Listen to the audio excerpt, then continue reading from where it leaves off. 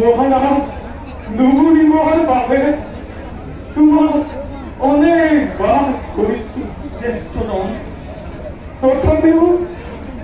তথাপিও তুমি মহারাজ পুলিশ যার দৃষ্টি শক্তি নাই, যি পৰকাশ্ৰয় কৰি জীৱনৰ বাটত আগবাঢ়িবলগীয়া হৈছে। তেওঁ মহাৰাজ বোলাৰ কোনো দৰকাৰ নাই।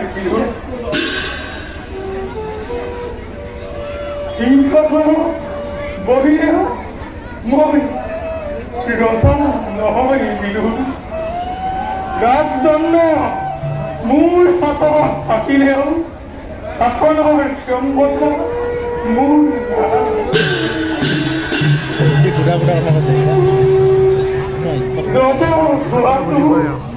মোৰ বাবে এক পৰীক্ষা মাত্ৰ মোৰ মনত কিমান দুখ আছে জানানে বিদুৰ? জ্যেষ্ঠজন, আপোনাৰ দুখ আমাৰ আগত নিবেদন কৰক।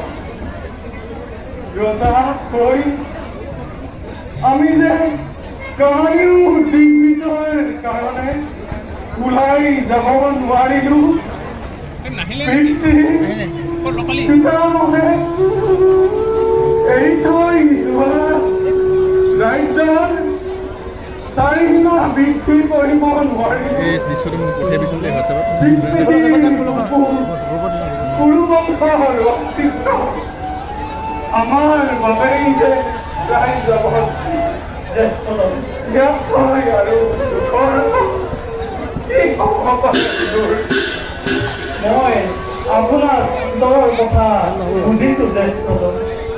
দাসী পুত্ৰ হলেও এক পিতৃৰ সন্তান হিচাপে আপুনি সদায় ভাতৃ চেনে প্ৰদান কৰি গতিকে জ্যেষ্ঠজন আপোনাৰ মনোবাঞ্ছা পূৰ্ণ কৰাটো মোৰ একমাত্ৰ কৰ্তব্য জ্যেষ্ঠজন একমাত্ৰ কৰ্তব্য পাৰিবা পাৰিবা বিদুৰ অৱশ্যেই জ্যেষ্ঠজন অৱশ্যেই এই কাম তুমি কেনেকৈ সম্পন্ন কৰিবা বিদুৰ জ্যেষ্ঠজন মই আজি অনন্ত নাৰায়ণক সন্তুষ্ট কৰি বৰ লাভ কৰিবলৈ তপস্যাৰ কাৰণে অৰণ্যলৈ যাত্ৰা কৰি বৰ লাভ কৰাৰ পাছত পৃথিৱীৰ দিশ বিজয়ৰ প্ৰবল ধুমুহা বোৱাই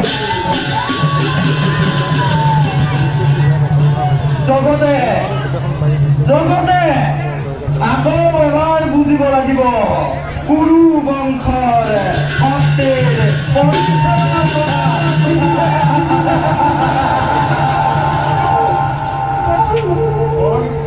বৰ আনন্দৰ কথা বিদুৰ বলা বলা তোমাৰ যাত্ৰাৰ আয়োজন কৰোঁগৈ বলক জ্যেষ্ঠজন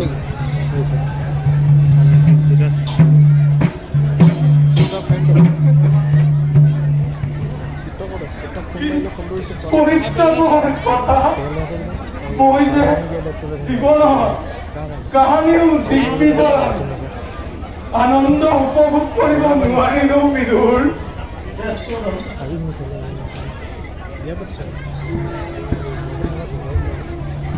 মই আপোনাৰ অন্তৰৰ কথা দুখ নকৰিব দাদা বিচিত্ৰ বিধিৰ লীলা কোনেও নাজানে দাদা কোনে জানে আপোনাৰ এই জীৱনত এই সৌভাগ্য উদয় হৈ নাই বিদুৰ